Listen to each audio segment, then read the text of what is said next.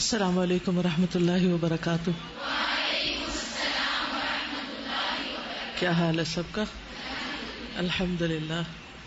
تو تیار ہیں قربانی کے لیے؟ آپ کو پتہ لڑکیوں کو بکریوں سے بھی تشبیہ دی جاتی؟ کسی کو آتا ہے محاورہ؟ کیا ہے؟ چڑیاں کڑیاں بکریاں تینوں ذاتاں اتھریاں۔ کیا مطلب بلا اس کا؟ تینوں سے پورا پڑھنا مشکل ہے، تینوں کو کنٹرول کرنا مشکل۔ چڑیاں بھی بہت شور کرتی ہیں نا، اور بکریاں بھی بہت شور کرتی ہیں، اور لڑکیاں بھی بہت شور کرتی ہیں۔ تو اللہ سبحانہ وتعالیٰ نے ہر کوالٹی کسی کام کے لیے دی ہے، کسی مقصد کے لیے دی، تو اس کو چینلائز کر کے اچھے کام میں استعمال کرتے ہیں۔ ٹھیک، چلیے شروع کرتے ہیں۔ نحمده ونصلی علی رسولہ الکریم، اما بعد، فاعوذ باللہ من الشیطان۔ اللہ کے نام سے جو بے انتہا مہربان نہایت رحم فرمانے والا ہے۔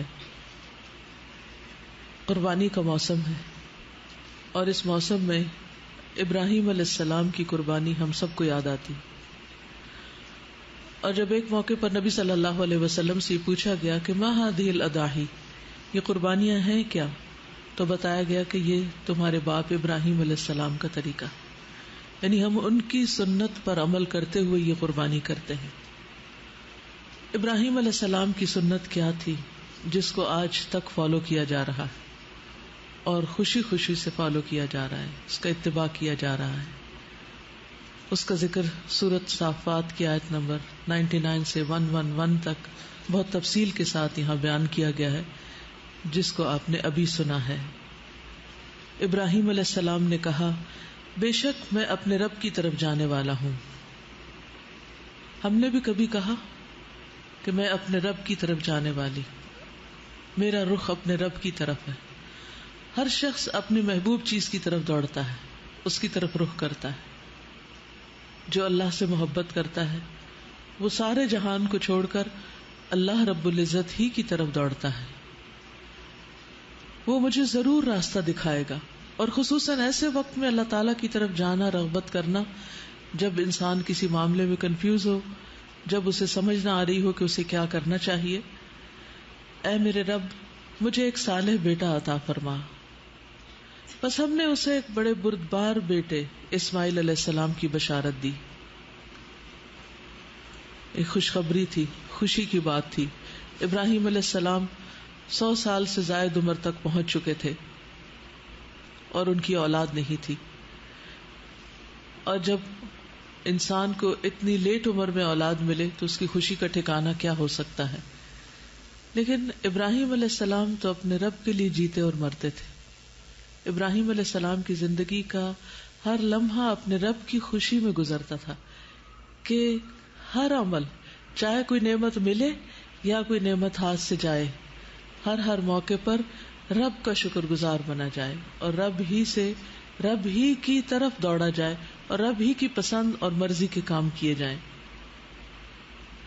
یہ ہے وہ حقیقی طرز زندگی جس میں انسان کو پھر وہ حقیقی خوشی ملتی ہے کہ جو دنیا میں کسی اور چیز کی طرف دوڑنے سے نہیں مل سکتی۔ تو یہ تھا ابراہیم علیہ السلام کا طریقہ۔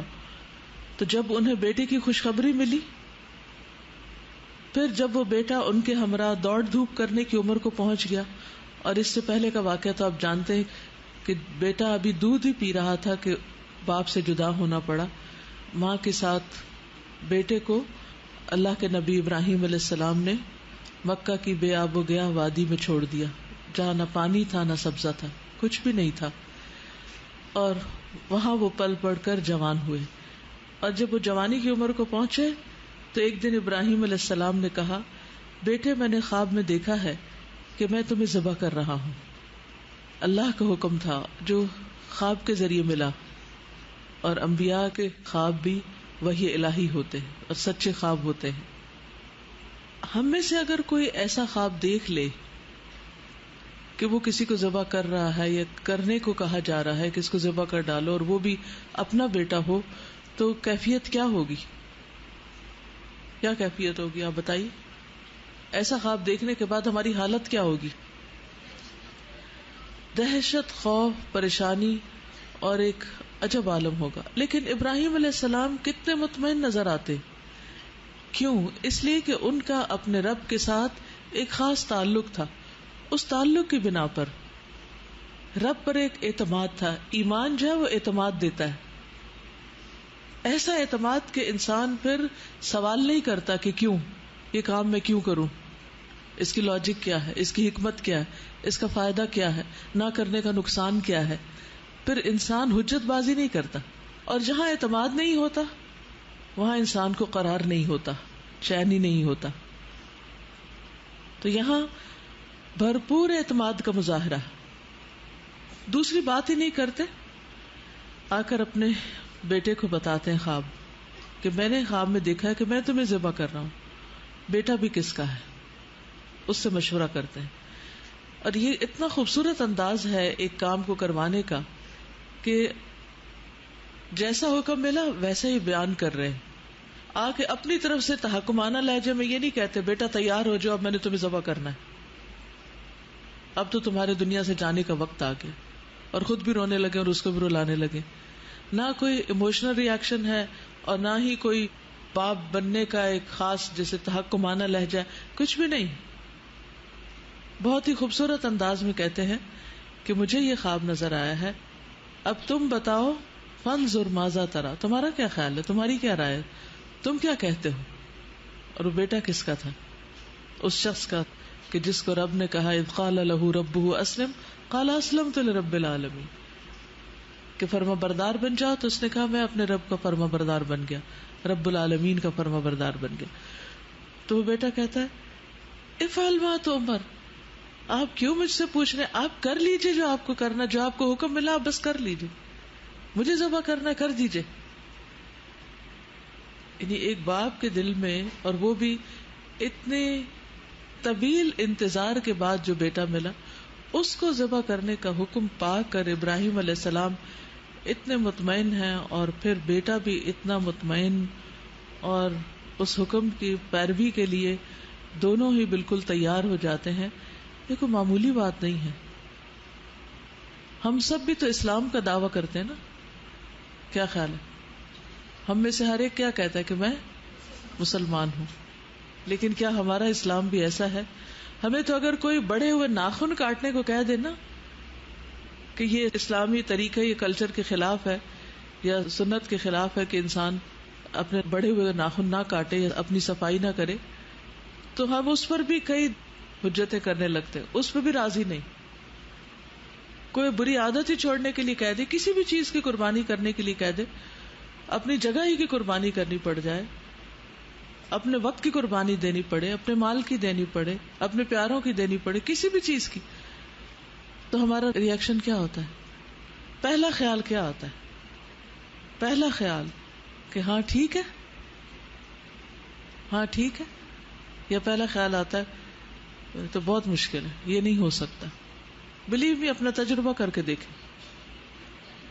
پہلے کہتے ہیں کیوں کرے، یا پھر کہہ دیتے ہیں یہ تو ہو ہی نہیں سکتا، یہ بہت مشکل ہے، یا کہتے ہیں یہ بھلا کیسے ہو سکتا ہے، ہاؤ کم، یہ کیوں. لیکن یہاں ایسا کوئی مسئلہ نہیں. وہ کہتے ہیں آپ کو جو حکم ملا آپ کیجئے، ستجدنی انشاءاللہ من الصابرین، آپ مجھے تو صبر کرنے والا پائیں گے. یعنی میں نے جو ارادہ کر لیا اس پر جم جاؤں گا. صبر کیا ہے؟ کمٹمنٹ. میں نے جو کمٹمنٹ کیا، جو وعدہ کیا، جو عہد کیا ہے، جو کرنے کا کام ہے، میں کر کے دکھاؤں گا. فلما اسلما وتلہ للجبین، جب دونوں نے سر تسلیم خم کر دیا اور ابراہیم علیہ السلام نے بیٹے کو پیشانی کے بل گرا دیا، تو ہم نے اسے پکارا اے ابراہیم، یقیناً تو نے خواب سچا کر دکھایا، تو نے اپنا وعدہ پورا کر دیا، بے شک ہم نیکی کرنے والوں کو اسی طرح جزا دیتے ہیں. کیونکہ پھر کیا ہوا تھا؟ وفدیناہ بذبح عظیم، کہ اللہ سبحانہ وتعالی نے ایک عظیم قربانی کے ساتھ، ایک دمبے کی قربانی کے ذریعے ان کو بچا لیا تھا. ہم نے ایک بڑی قربانی بطور فدیہ دے کر اسے چھڑا لیا، اور پچھلے لوگوں میں اس کا ذکر خیر چھوڑ دیا. آج تک ہم محبت کے ساتھ ابراہیم علیہ السلام کا نام لیتے ہیں، اور ہر سال باقاعدگی کے ساتھ اس سنت کو زندہ کرتے ہیں اور خوشی خوشی اپنے جانور قربان کرتے ہیں. سلام ہو ابراہیم پر. یہ سلامتی کون بھیج رہا ہے؟ اللہ سبحانہ وتعالی. ہم نیکی کرنے والوں کو ایسا ہی بدلہ دیا کرتے ہیں. یعنی سارا واقعہ بتا کے آخر میں بتا دیا کذالک نجزی المحسنین، جو ابراہیم کے طریقے پر چلے گا ہم اس کو بھی ایسی ہی جزا دیں گے، ایسی ہی سچی ناموری عطا کریں گے، ایسے ہی قبول کریں گے، ایسے ہی قلب مطمئنہ عطا کریں گے. یعنی جو کچھ پھر ابراہیم علیہ السلام کو ملا تھا وہ سارے محسنین کو ملے گا جو ان کے طریقے پر چلیں گے. بلا شبہ وہ ہمارے مومن بندوں میں سے تھا. یعنی اللہ سبحانہ تعالیٰ نے ان کے ایمان کو قبول کیا. مسند احمد کی روایت میں آتا ہے کہ جب ابراہیم علیہ السلام نے اسماعیل علیہ السلام کو پیشانی کے بل لٹایا تھا، کیونکہ الٹا لٹایا تھا، سامنے نہیں چہرہ کیا کہ کہیں دیکھ کر دل میں کچھ باپ کے اندر بیٹے کی محبت نہ جاگ جائے، تو اسماعیل علیہ السلام نے اس وقت سفید رنگ کی قمیص پہن رکھی تھی. کہنے لگے ابا جان اس کے علاوہ تو میرے کوئی اور کپڑے نہیں ہیں جن میں آپ مجھے کفن دے سکیں، اس لیے آپ انہی کپڑوں کو میرے جسم پر سے اتار لیں تاکہ بعد میں اس میں مجھے کفن دیں. اور صحیح روایت ہے مسند احمد کی. یعنی اتنے تیار ہیں ذہنی طور پر کہ کفن کا بھی بندوبست پہلے سے ہی کر لیں، اور تو کچھ ہے نہیں یہی لے لیں. ابراہیم علیہ السلام ان کے کپڑے اتارنے کے لیے آگے بڑھے تو ان کے پیچھے سے کسی نے آواز لگائی، اے ابراہیم آپ نے اپنا خواب سچ کر دکھایا. ابراہیم علیہ السلام نے پیچھے مڑ کر دیکھا تو وہاں ایک سفید رنگ کا سینگوں والا بڑی بڑی آنکھوں والا دمبا کھڑا تھا، اور یہ اللہ سبحانہ تعالیٰ کی طرف سے آیا تھا. وَفَدَيْنَاهُ بِذِبْحٍ عَظِيمٍ، ایک بڑی قربانی کے ذریعے ہم نے اس بچے کو بچا لیا، اس کا فدیہ ہم نے دے دیا. تو یہ ہے ابراہیم علیہ السلام اور اسماعیل علیہ السلام کا کردار جس میں تسلیم و رضا پائی جاتی. تسلیم ہوتا ہے اپنے آپ کو سپرد کر دینا، اور رضا کا مطلب ہے اس فیصلے پر راضی بھی ہونا. اچھا ہم بعض اوقات کوئی صدقہ خیرات کر بیٹھتے ہیں، یا کوئی اپنی جگہ کسی کو دے دی، اپنی کتاب کسی کو دے دی، یا کوئی بھی کسی کے لیے کچھ قربانی کر دی، ماں باپ کے لیے کر دی یا بچوں کے لیے کہیں، پھر اس کے بعد ہمارا کیا ہوتا ہے؟ ریگریٹس کہ ہائے ہم یہاں نہ کرتے وہاں کر لیتے، ایسا نہ کرتے ویسا کرتے. یاد رکھے جو کام آپ اللہ سبحانہ و تعالیٰ کے لیے کر دیتے ہیں نا، بس وہ اللہ کے حوالے ہو گیا، اس کے بعد اللہ کے سپرد کر دے، پھر اور باتیں سوچنے کی ضرورت ہی نہیں. دے دیا نا، یہی تو اعتماد ہے، یہی تو ایمان ہے، یہی تو اسلام ہے. اصل میں ہم نے اپنے آپ کو پورا حوالے کیا ہی نہیں. ہمیں یقین نہیں کہ اگر ہم نے اللہ کے لیے کچھ دیا تو ہمیں کچھ ملے گا. ہم دنیا والوں سے فوراً اس کا انسٹنٹ ریوارڈ چاہتے ہیں کہ کوئی ہمارا شکریہ ادا کرے، کوئی ہماری قدردانی کرنے لگے، کوئی ہم سے اظہار محبت کرے، کوئی ہمیں پھول پیش کرے کیونکہ ہم نے ان پر احسان کیا ہے. نہیں، جب آپ نے کوئی کام اللہ کے لیے کیا ہے تو پھر کسی انسان سے بدلے اور واسطے اس کا تو کوئی تعلق ہی نہیں اور کوئی طلب ہی نہیں. تو یہ قربانی کی سنت ہمیں یہ سکھاتی ہے کہ تسلیم و رضا، سبمیشن، کمپلیٹ سبمیشن، اور اس کے بعد کمپلیٹ سیٹسفیکشن، کہ جو کیا، یعنی دو لفظ یاد رکھیے، سبمیشن اینڈ سیٹسفیکشن. دے دیا اور اس کے بعد بالکل مطمئن ہے کہ جو کیا اللہ کے لیے کیا اور اس کا بدلہ ضرور ملے گا. بعض اوقات ایسا ہوتا ہے کہ آپ ایک طرف نیک کام کر رہے ہوتے ہیں، اسی وقت میں آپ کے اوپر دوسری آزمائش آ رہی ہوتی، تو شیطان آ کے آپ کا ایمان متزلزل کرنے لگتا ہے کہ اچھا اس نیکی کا مجھے یہ صلہ ملا، مجھے یہ حاصل ہوا، مجھے کیا فائدہ ہوا، میں نے کیا پایا. تو ایسے میں بھی فوراً اعوذ باللہ پڑھے. اللہ تعالیٰ کسی محسن کا اجر ضائع نہیں کرتے. اللہ کو مجھ سے محبت ہے، اسی لیے وہ میرے احسان کے بدلے میں ایک اور امتحان میں مجھے ڈال رہا ہے، ایک اور قربانی مجھ سے لے رہا ہے. جیسے ابراہیم علیہ السلام کو پے در پے، یعنی ان کا حال یہ تھا کہ ایک قربانی ختم نہیں ہوتی تھی کہ اگلے کا وقت آ جاتا تھا، ایک امتحان ختم نہیں ہوتا تھا کہ اگلا امتحان آ جاتا تھا. وَإِذِ ابْتَلَىٰ إِبْرَاهِيمَ رَبُّهُ بِكَلِمَاتٍ فَأَتَمَّهُنَّ. جتنی بھی باتوں کے ذریعے ابراہیم علیہ السلام کو آزمایا گیا انہوں نے ساری کی ساری پوری کی. تو آخر میں پھر کیا ملا؟ جیسے یوسف علیہ السلام کو ملا تھا، قال انی جاعلک للناس اماما، پھر امامت ملی تھی. امامت کسی لیڈرشپ کورس کے بعد نہیں ملی.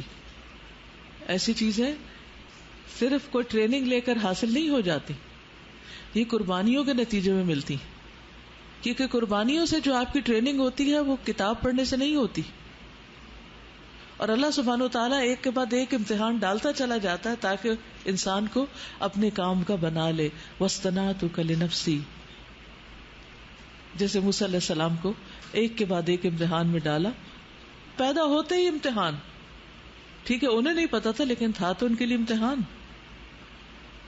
تو یہ وہ بے مثال نمونہ ہے ابراہیم اور اسماعیل علیہ السلام کا، جو اللہ تعالیٰ کی بارگاہ میں اتنا مقبول ہوا کہ رہتی دنیا تک اللہ نے اس سنت کو جاری کر دیا.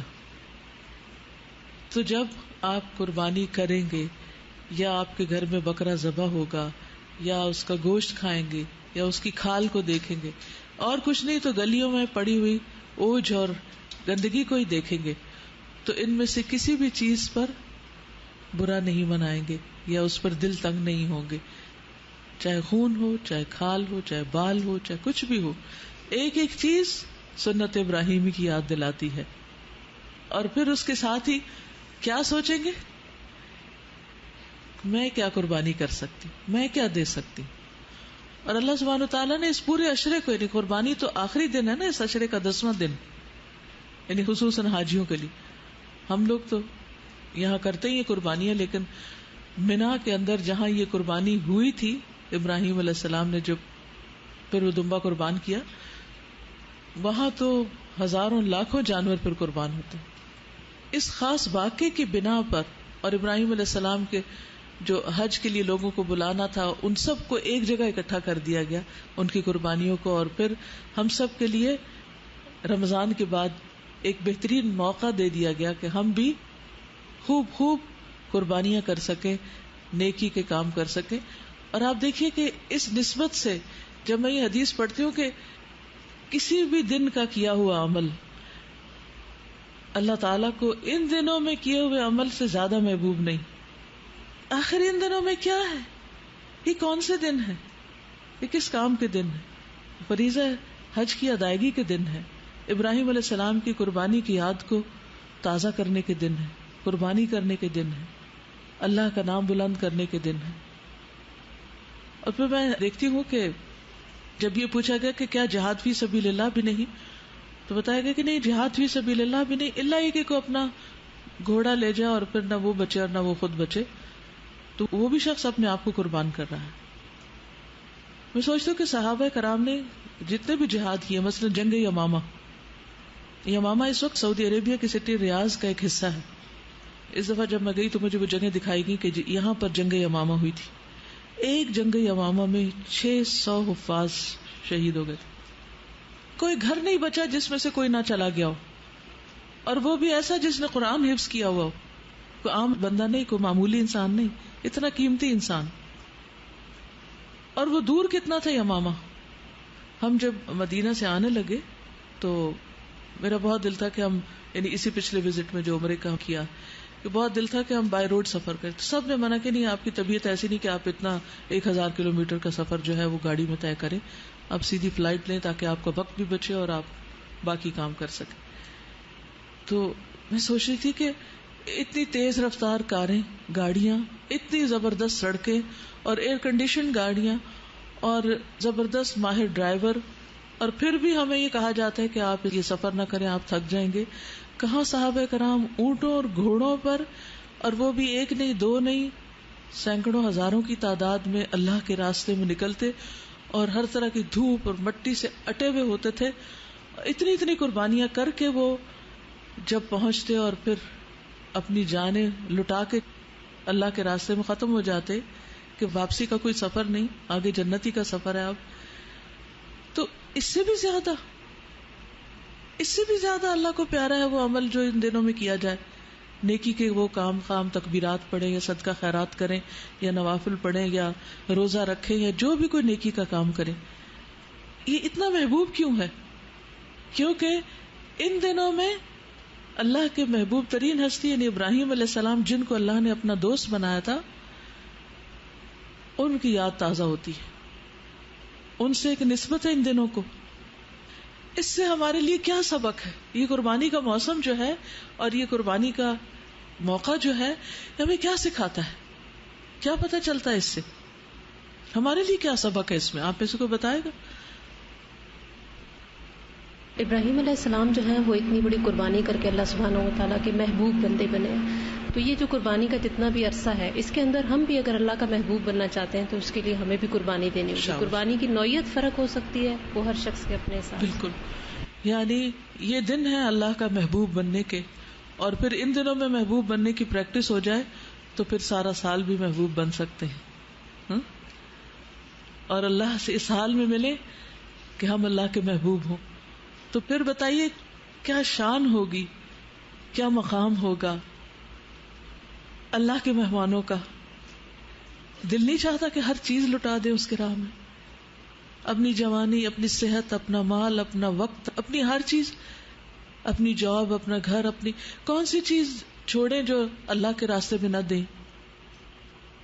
آج تو اگر ہمیں 10 منٹ اپنے وقت سے زیادہ دینے پڑ جائیں اب دین کے کام میں تو ہم بے چین ہونے لگتے ہیں کہ ٹائم اوپر ہو رہا ہے، چھٹی کا وقت ہو گیا ہے، اور اب گھر جا کے بھی یہ کام کریں.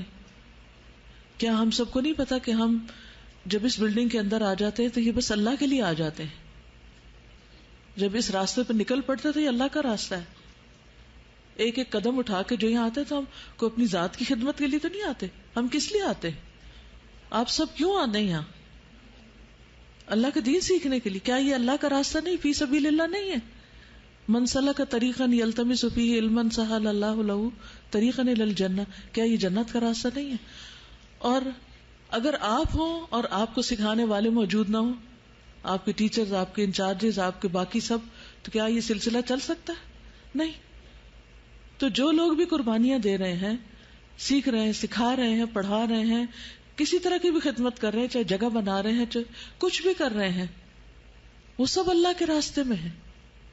تو اس میں اگر ہمیں اپنے وقت سے 1 گھنٹہ زیادہ کھڑا ہونا پڑے، کہیں کبھی ڈبل ڈیوٹی کرنی پڑ جائے، کبھی کسی طرح، کبھی بھوک کی قربانی، پیاس کی، کبھی کچھ بھی کرنا پڑ جائے، تو ہمارے ماتھے پہ بل کیوں ہو؟ ہم احسان کس پہ کریں؟ کیا اس وقت ہم خوش نہ ہو کہ اللہ نے ہمیں بھی چن لیا جیسے ابراہیم علیہ السلام کو چنا تھا؟ میں اس کے راستے میں اپنی زندگی دوں. آج دنیا میں کتنے لوگ رہ گئے جن کو یہ سارے واقعے، اور کتنے ہزاروں لاکھوں لوگ قربانی کریں گے چند دنوں کے اندر. کتنے لوگوں کو یہ روح پتا ہے قربانی کی؟ کتنے لوگ اس روح کے ساتھ کریں گے؟ نہیں پتا. وہ تو صرف ایک ریچول کے طور پر کر لیں گے. آپ کو پتا ہے، اس لیے آپ کو اپنی زندگی کا سبق لینا ہے اس سے، کہ کبھی مجھے اپنے جذبات کی قربانی دینی ہے، اور کبھی مجھے اپنے آرام کی قربانی دینی ہے، اور کبھی مجھے اپنے مال کی قربانی دینی ہے، اور کبھی مجھے اپنی شان و شوکت اور پریسٹیج اور جاہ و جلال کی قربانی دینی ہے. کیونکہ بعض اوقات ایسا بھی ہوتا ہے نا، آپ کو دنیا میں کوئی بہت ہائیلی پیڈ جاب مل رہی ہوتی ہے اور آپ پھر بھی اس کو چھوڑ کر اللہ کے راستے میں آ جاتے. نہیں، میرے لیے یہ راستہ زیادہ بہترین ہے، وہاں میری قدردانی دنیا والے کریں گے، یہاں میری قدردانی اللہ کرے گا. لیکن افسوس یہ کہ جب ہم اس راستے پہ آ جاتے پھر بندوں سے قدردانی مانگنے لگتے، جس کی وجہ سے پھر سارا کام بے روح ہو جاتا ہے. کیا ہم اپنے آپ کو خوش قسمت نہ سمجھے کہ جنہیں اللہ نے اس کام کے لیے چنا؟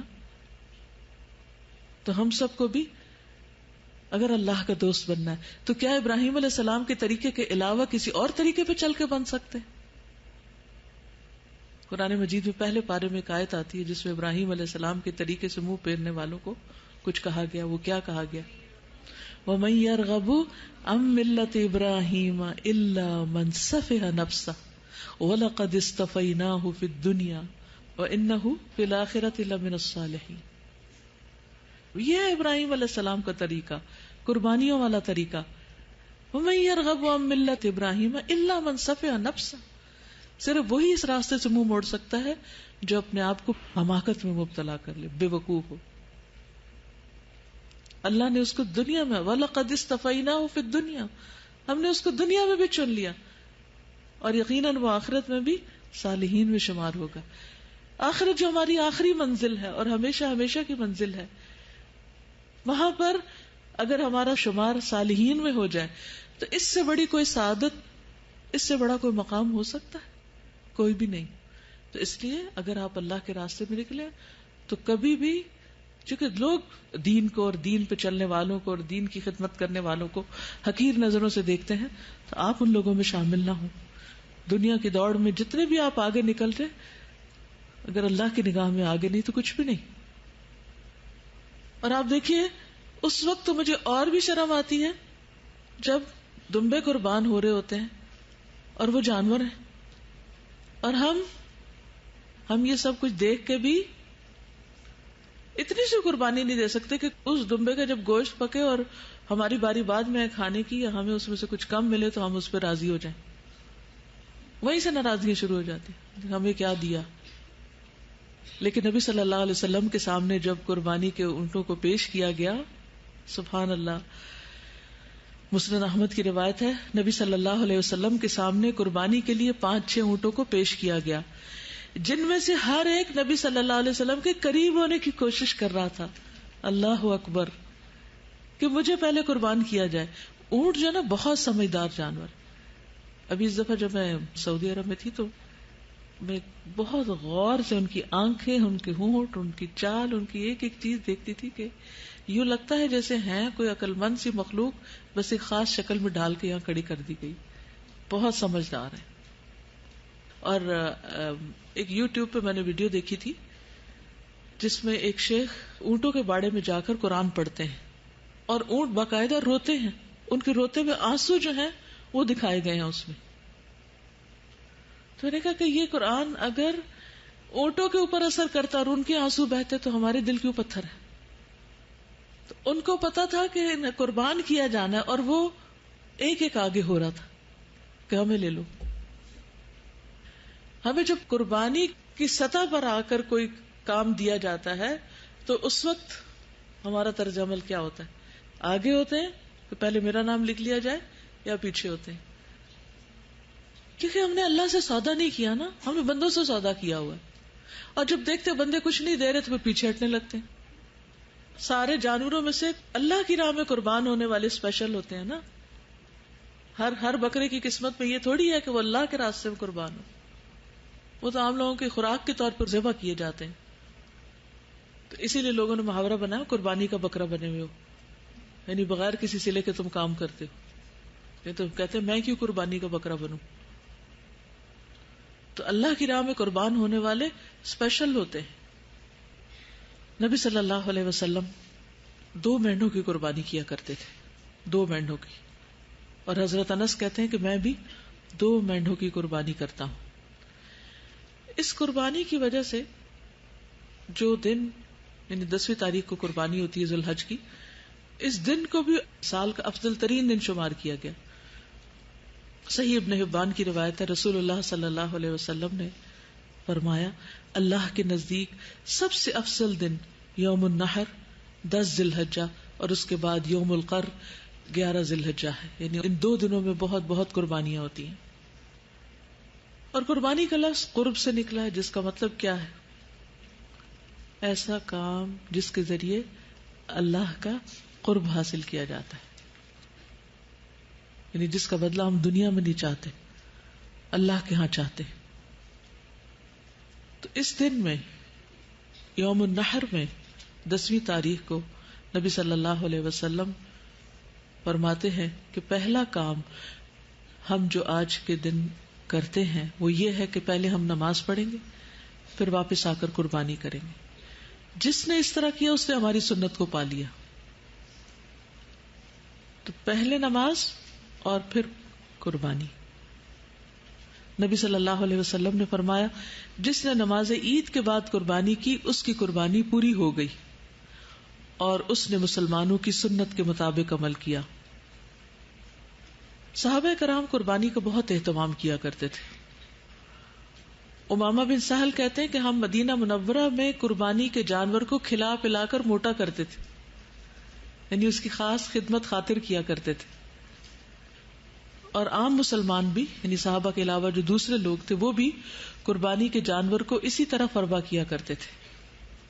لیکن آج یہ سنتیں ختم ہو گئی. آج کیا ہے، وہ کسی سرونٹ کو بھیج دیتے جاؤ کوئی بکرا پکڑ لاؤ، اور رول کھل کے کچھ جو اس کے ہاتھ میں آیا وہ اس کو لے آتا ہے.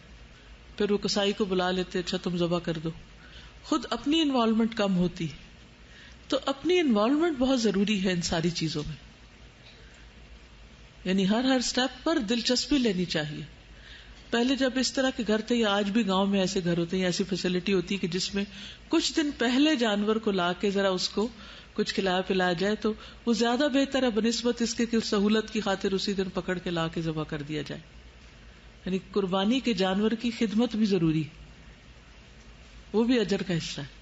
اور ویسے بھی دیکھیے وہ ایک سمبل بھی ہے نا، جب وہ سامنے ہوگا تو اسے دیکھ دیکھ کر بچے بڑے سب کتنا کچھ سیکھیں گے، اور بار بار خیال آئے گا کہ اس نے اب قربان ہو جانا، بس اب 3 دن رہ گیا، اب 2 دن رہ گیا، اب 1 دن رہ گیا، اب وہ دن آ گیا. اور جو لوگ تو چھوٹا سا بچہ لے کے پالتے ہیں اور وہ چھوٹے بچے گھر کے ان سے ایسی محبت کرنے لگتے ہیں کہ جب وہ قربان ہوتے ہیں تو باقاعدہ روتے بھی ہیں، ان کے ساتھ ان کی جذباتی انوالومنٹ ہو جاتی ہے. تو اگر آپ کا گھر اجازت دے اور رکھنے کی تھوڑی سی بھی جگہ ہو تو کوشش کریں کہ ایک دن پہلے لے آئیں، یا جتنے دن بھی پہلے لا سکیں. ان جانوروں کی تعظیم بھی ہوتی تھی اور دور جاہلیت میں بھی ہوتی تھی، یعنی محبت اور قربت کے علاوہ ان کی تعظیم بھی. حدیبیہ کے موقع پر مکہ سے جب بنو کنانہ کا ایک شخص آیا تو آپ نے فرمایا کہ یہ فلاں شخص ہے اور وہ اس قوم میں سے ہے جو قربانی کے جانوروں کی تعظیم کیا کرتے ہیں، یعنی یہ اسپیشل چیز ہے، لہٰذا تم قربانی کے جانور اس کے سامنے کر دو. جب قربانی کے جانور اس کے سامنے لائے گئے اور لوگوں نے لبیک کہتے ہوئے استقبال کیا، اس نے یہ حال دیکھا تو کہنے لگا سبحان اللہ، ایسے اچھے لوگوں کو کعبہ سے روکنا زیبا نہیں، یعنی روکنا نہیں چاہیے. پھر جب وہ اپنے لوگوں کے پاس لوٹا تو کہنے لگا کہ میں نے قربانی کے جانوروں کو دیکھا کہ انہیں قلادے پہنائے گئے تھے اور ان کا اشعار کیا ہوا تھا، لہٰذا میں یہ مناسب نہیں سمجھتا کہ ان لوگوں کو کعبہ سے روکا جائے. یعنی قربانی کے جانور ایک طرح سے سفارشی بن گئے، کس کے لیے؟ مسلمانوں کے لیے، کہ وہ جا کر طواف کر سکیں، عمرہ کر سکیں. یہ الگ بات ہے کہ وہ نہیں ہو سکا، لیکن دور جاہلیت میں بھی لوگ کیا کرتے تھے؟ تعظیم کیا کرتے تھے. یہ کس لیے تعظیم؟ کیونکہ انہیں اللہ کے نام پہ قربان ہونا ہے، اس وجہ سے. اچھا، اگر جانوروں کی اتنی رسپیکٹ اور تعظیم ہے تو جو انسان اللہ کے راستے میں کچھ قربان کریں گے اپنی جوانی میں سے یا اپنے وقت میں سے یا کسی بھی چیز میں سے، تو کیا اللہ کے ہاں ان کی قدردانی نہیں ہوگی؟ ضرور ہوگی. لیکن اللہ سبحانہ وتعالیٰ آزماتا ہے نا. ہماری سب سے بڑی مشکل ہے جلد بازی. ادھر ہم کچھ کریں، ہم چاہتے بس دیا سلائی جیسے جلائی جاتی ہے نا اور فوراً شعلہ بھڑک اٹھتا ہے، ایسے ہی ہم کوئی نیکی کا کام کریں اور فوراً کچھ سامنے آ جائے، چاہے تھوڑی دیر میں بجھ ہی جائے. تو ایک شعلہ وہ جلدی بجھتا ہے اور ایک وہ ہے جو قیامت تک باقی رہتا ہے. تو ڈپینڈ کرتا ہے کہ آپ نے کون سا شعلہ بننا ہے یا کس اجر کی آپ توقع رکھتے ہیں. نبی صلی اللہ علیہ وسلم نے اس بات کے بارے میں بھی خبردار کیا کہ ایک وقت آئے گا کہ لوگوں کو یہ بھی معلوم نہیں ہوگا کہ روزے کیا ہوتے ہیں، نماز یا قربانی یا صدقہ کیا ہوتا ہے. پارشلی تو یہ وقت آج آ گیا ہے. پارشلی تو لوگوں کو نماز کی حقیقت، نماز کا مقصد، ہم سجدہ کیوں کرتے ہیں، ہم ہاتھ کیوں باندھتے ہیں، ہم رکوع میں کیوں جاتے ہیں، ہم تحیات کیوں بیٹھتے ہیں، ہم سلام کیوں پھیرتے ہیں، اس کا مفہوم نہیں پتا. بس وہ ایک رٹی رٹائی نماز ادا کر لیتے ہیں. اور روزے کیوں رکھتے ہیں؟ بس روزے آ گئے ہیں. بعض لوگ رمضان میں بھی نماز نہیں پڑھتے، صرف کھانا پینا چھوڑ دیتے ہیں، روزہ رکھ لیتے ہیں. اور اسی طرح آپ نے فرمایا کہ انہیں یہ بھی نہیں پتا ہوگا کہ قربانی یا صدقہ کیا ہوتا ہے. تو آپ سب کا فریضہ کیا بنتا ہے؟ کیا کریں؟ لوگوں کو اس کی روح سے آشنا کریں، لوگوں کی اس کی روح سے آشنا کریں کہ ہم قربانی کیوں کرتے ہیں. آپ اسے ہر ایک اپنے بچوں کو یا گھر والوں کو یا بڑوں کو یا بزرگوں کو یا محلے کے بچوں کو، آپ یہ بھی کر سکتے ہیں، اپنے اسٹریٹ کے سارے بچوں کو اکٹھا کر لیں اور انہیں ابراہیم علیہ السلام کی سٹوری اچھے سے سنائیں.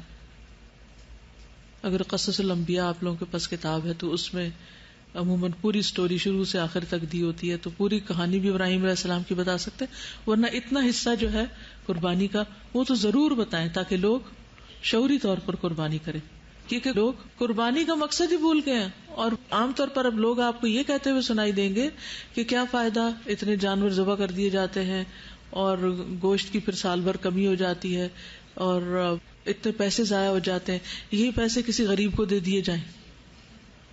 تو میں ہمیشہ کہتی ہوں کہ سال بھر غریب کدھر تھا اور آپ کہاں تھے؟ اس وقت کیوں نہیں یاد آیا؟ قربانی کے دن غریب کیوں یاد آ رہے ہیں؟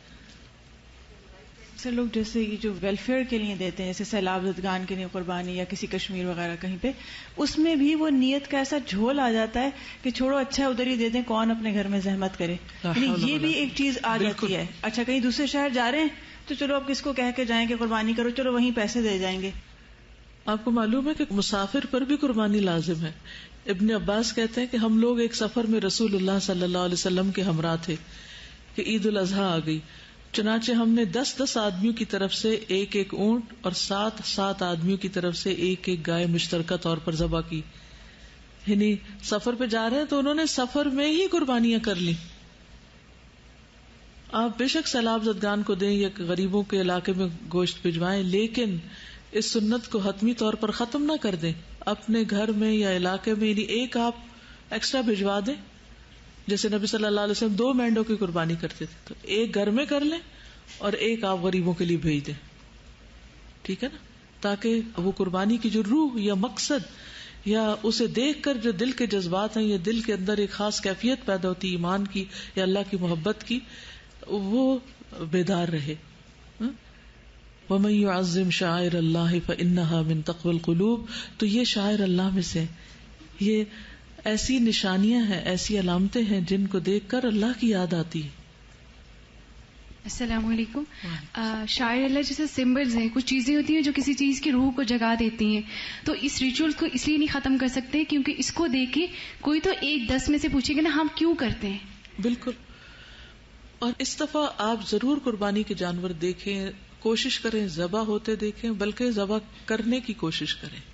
جی ہاں، خواتین کے لیے منع نہیں ہے ذبح کرنا، اور میں اپنے بچوں سے کرواتی رہی ہوں، بیٹی سے بھی بیٹے سے بھی، تاکہ ان کے اندر وہ کیفیت آئے. یعنی ابراہیم علیہ السلام تو اپنے بیٹے کو کرنے لگے تھے اور بیٹا خود اس کے لیے تیار ہے، تو ہمارا بیٹا یہ بھی نہیں کر سکتا کہ وہ ایک چھری پھیر دے؟ کیونکہ اس میں بہت سی حکمت ہیں، اللہ تعالیٰ بہت کچھ سکھانا چاہتے ہیں. تو وہ جو روح ہے، وہ جو جذبات کا تلاطم ہے، وہ جو اللہ کی محبت کا حصول ہے، وہ حاصل کریں آپ. یعنی ان چھٹیوں کا یا جو قربانی کے دنوں کا جو آپ کا ہوم ورک ہوگا، وہ یہی کہ وہ کیفیت اپنے اندر لانے کی کوشش کریں جس کے لیے قربانی لازم کی گئی. کل جب میں چھٹی تھی تو اسی پامفلٹ کو بار بار پڑھی تھی، تو دن میں میری بہت اچھی فرینڈ ہے، میں نے ان سے ڈسکس کیا، تو جو میں نے بات کنکلوڈ کی اس پہ یہ تھا کہ اللہ تعالیٰ کو نہ خون پہنچتا ہے اور نہ ہی گوشت پہنچتا ہے. بالکل. تو اصل چیز تقویٰ ہے، اور جو یہ قربانی ہمیں یہ سکھاتی ہے کہ ہم نے اپنے ڈیزائرز کو کیسے قربان کرنا ہے. بالکل. ہمیں اپنی خواہشات کو چھوڑنا ہے، اور جو کمانڈز ہیں جو اللہ تعالیٰ نے حکم دیے ہمیں، اس کے اوپر کیسے سر تسلیم خم ہونا. بالکل. تو قربانی کے جو مقاصد ہیں ان میں سب سے بڑا مقصد اللہ کی رضا حاصل کرنا ہے. قرآن مجید میں آتا ہے فَصَلِّ لِرَبِّكَ وَانْحَرْ، پس آپ اپنے رب کے لیے نماز ادا کیجیے اور قربانی کیجیے. یعنی نماز کے ساتھ اس کا حکم آیا. ایک مرتبہ لوگوں نے نبی صلی اللہ علیہ وسلم سے پوچھا، یا رسول اللہ، ہم لوگ زمانے جاہلیت میں ماہ رجب میں ایک قربانی کیا کرتے تھے، آپ اس حوالے سے ہمیں کیا حکم دیتے ہیں؟ نبی صلی اللہ علیہ وسلم نے فرمایا، اللہ کے نام پر جس مہینے میں چاہو ذبح کر سکتے ہو، اللہ کے لیے نیکی کیا کرو اور لوگوں کو کھانا کھلایا کرو. تو اصل مقصد کیا ہے کہ قربانی اللہ کے لیے ہو. اور قرآن مجید کی وہ آیت بھی یاد ہوگی، قل ان صلاتی ونسکی ومحیایا ومماتی للہ رب العالمین. کہہ دیجئے بے شک میری نماز، میری قربانی، میرا جینا اور میرا مرنا اللہ رب العالمین کے لیے ہے. تو قربانی دراصل اللہ کے لیے، اور یہاں بھی نماز کے ساتھ قربانی کا ذکر آیا. پھر قربانی کا مقصد کیا ہے کہ تقویٰ حاصل ہو، ہمارے دل میں اللہ کی محبت پیدا ہو، اللہ کا ذکر اور اللہ کی یاد اور اللہ کے لیے ہر کام کرنے کا جذبہ پیدا ہو. قرآن مجید میں اللہ تعالیٰ فرماتے ہیں لن ینال اللہ لحومها ولا دماؤها ولکن ینالہ التقوی منکم. اللہ کو نہ جانوروں کا گوشت پہنچتا ہے نہ ان کا خون، اسے صرف تمہارا تقویٰ پہنچتا ہے. اللہ کے پاس جو چیز جائے گی وہ تمہارے دل کی کیفیت. اور اگر ہم نے قربانی کی ہی نہیں, سامنے دیکھی ہی نہیں, جانور کو ہاتھ ہی نہیں لگایا, گوشت کو ہاتھ نہیں لگایا, گوشت تقسیم نہیں کیا, کسی کو کھلایا نہیں, تو وہ چیز تو پیدا ہی نہیں ہوئی. خالی ایک چیک کسی کو کارڈ دینے سے یہ سارے جذبات کہاں سے پیدا ہو سکتے ہیں؟ تو اصل چیز ہے کہ اس سارے عمل سے جو حاصل ہونے والی چیز ہے اس کو حاصل کر لیا جائے. نبی صلی اللہ علیہ وسلم نے فرمایا, رہا تمہارا قربانی کرنا, بس یہ تمہارے لیے تمہارے رب کے پاس ذخیرہ کر دی جاتی ہے. یعنی اس کا گوشت خون تو نہیں پہنچتا, وہ تو تم کھا جاتے ہو, لیکن اس کا اجر وہاں محفوظ کر دیا جاتا ہے, اور اس کا تمہارے کردار, اخلاق, جذبات, احساسات پر اثر ہوتا ہے. اس کو مد نظر رکھنا ہے. جی میں تھوڑا سا, یہ سیشن اتنا زبردست ہے اور ہمیشہ ہوتا ہے ایسے, اللہ نے آج پھر موقع دیا الحمدللہ آپ سب کے ساتھ استاذہ سے مستفید ہونے کا. میڈیا نے کچھ اس طرح کا رول پلے کیا کہ ہمیں قربانیاں ہمیشہ لگا کرتی تھی کہ یہ فرض ہے, سنت ہے, واجب ہے, نفل ہے, اور اسی طرح کے سوال و جواب میں اکثر یہ ٹائم ہمارا زندگی کا بہت سارا ضائع ہوا. آج میں نے ایک انٹریکٹیو سیشن کیا بہت پڑھے لکھے لوگوں کے ساتھ. کسی نے اس کو فرض کہا, کسی نے سنت کہا, کسی نے کہا کر لینی چاہیے, جس طرح سے ابھی بات ہو رہی تھی کہ سیلاب والے علاقوں میں دے دیں, یہ سب بات. 4 سال پہلے استاذہ نے مہرین کے گھر میں ایک کلاس لی تھی جہاں مجھے فرسٹ ٹائم قربانی قرب سے نکلی, اور قرب کا لفظ آتے ہی انسان کی قربانی کا درجہ اور انسان کے جذبات بدل جاتے ہیں. اور یہ حقیقت ہے کہ اللہ تعالیٰ نے حضرت اسماعیل علیہ السلام کو ایک سمبل کے طور پر نہیں, کیونکہ ابراہیم علیہ السلام جب وہ قربانی کرنے لگے تھے تو وہ اپنے بیٹے کی ہی کرنے لگے تھے. اگر ایک ماں ہونے کے ناطے ہم یہ فیلنگز کہ میرا بیٹا میرے ہاتھ میں ہو, ایک طرف محبت میرے اللہ کی ہو اور دوسری طرف محبت میرے بیٹے کی ہو, اور اللہ مجھ سے میرا بیٹا مانگ رہا ہو, تو وہ جو ایموشنز, وہ فیلنگز, وہ کیفیات, وہ جذبات جس نے ابراہیم علیہ السلام کی قربانی کو رہتی دنیا کے لیے کر دیا. آج ہم سب بھی قربانی دیتے ہیں, لیکن ابراہیم علیہ السلام کے لیے وہ قربانی صدقہ جاریہ, نبی صلی اللہ علیہ وسلم کے لیے وہ قربانی صدقہ جاریہ. تو یہ جو بات ابھی استاذہ نے کی کہ ہمارا بیٹا جب وہ قربانی کرے تو کم از کم وہ اس جذبے سے تو گزرے, اور جب ہم یہ قربانی کریں, یہ فیلنگز, یہ ایموشنز, اصل میں قربانیاں درجات کو کیوں پہنچتی ہیں, ان کے گریڈز کیوں بنتے ہیں؟ جب اس کے اندر ہمارے جذبات, ہماری اپنی دی ہوئی قربانیاں, ہمارا وہ مینڈا یا بکرا, وہ پیسے تو کچھ بھی نہیں ہوتے.